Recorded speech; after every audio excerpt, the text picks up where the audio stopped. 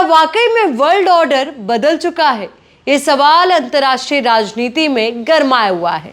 इसकी चर्चाएं जोरों शोरों पर हैं कि मानो जैसे पिछले कुछ दिनों में हमने कई ऐसी घटनाएं देखी, चाहे भारत पाक तनाव का ही आप जिक्र कर लीजिए, इन तमाम सवालों पर पूर्ण विराम जो है वो डोनाल्ड ट्रंप लगाते हुए आए। उस दौरान भी उन्होंने सबसे पहले ट्वीट किया और ये कहा कि दोनों देशों के बीच में अब शांति स्थापित की जा रही है। तो वैसे ही वर्ल्ड ऑर्डर की चर्चाओं का जब जिक्र हमने देखा, सवाल देखा कि जिन देशों का नाम अब तक साथ साथ लिया जाता था कि हाँ ये देश हर सुख दुख में एक साथ खड़े नजर आएंगे, या फिर अंतर्राष्ट्रीय मंच पर जब कोई बात रखनी होगी तो शायद ये देश एक मत नजर आएंगे, पर अब मानो ऐसा लगता है कि वर्ल्ड ऑर्डर पूरी तरीके से चेंज होता हुआ नजर आ रहा है। वजह क्योंकि पिछले कुछ दिनों की अगर हम तस्वीरों को देखें तो हमने देखा कि किस तरीके से प्रधानमंत्री नरेंद्र मोदी शी जिनपिंग के साथ एक मुस्कुराहट के साथ हाथ से हाथ मिलाते हुए नजर आए। तो वहीं शी जिनपिंग भी मौका न चूकते हुए साफ तौर पर ये कहने लगे कि अब हाथी और ड्रैगन साथ साथ है।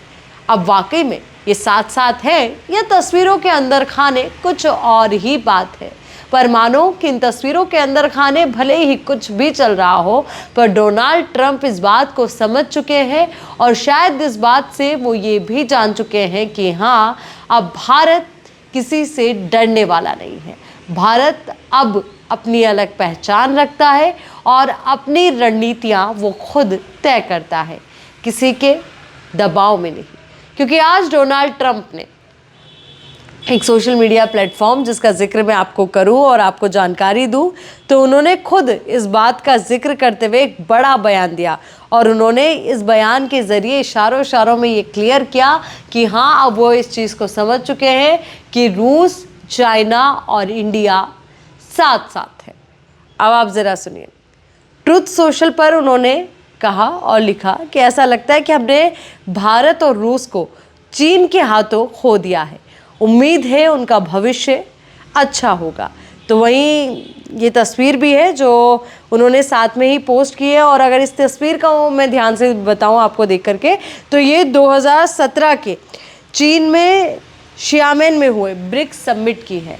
तो इस बार के ब्रिक्स समिट की तस्वीरें भी काफ़ी ज़्यादा वायरल हुई और उसके बाद कई तरीके की चर्चाएं रही। और अब 2017 की तस्वीर को उठा करके ट्रुथ सोशल के माध्यम से डोनाल्ड ट्रंप का ये बड़ा बयान इशारा है और शायद उनको ये बताने की कोशिश भी है कि हाँ जो फैसले ले रहे हैं, भारत पर टैरिफ लगा रहे हैं और इससे की कई कोशिशें वो कर रहे हैं, तो निश्चित तौर पर ये उन्हें समझना होगा कि भारत अब पहले से काफ़ी ज़्यादा ताकतवर है, अपने आप में मजबूत है, अपनी रणनीतियों को लेकर के मजबूत है और अंतर्राष्ट्रीय मंच पर जो हमारी रणनीति रही है वो हमेशा से बेहतरीन रही है।